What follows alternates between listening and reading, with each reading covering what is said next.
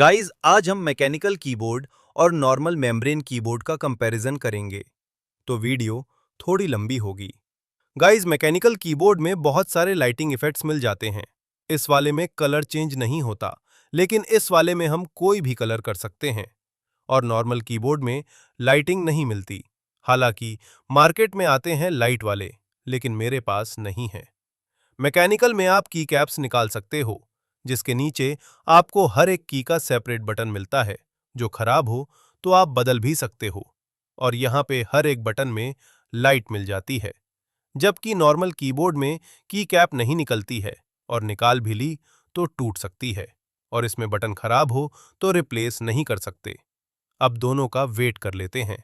यहाँ पे मैकेनिकल का वेट ज्यादा रहता है। अब आप सुनिए दोनों का साउंड।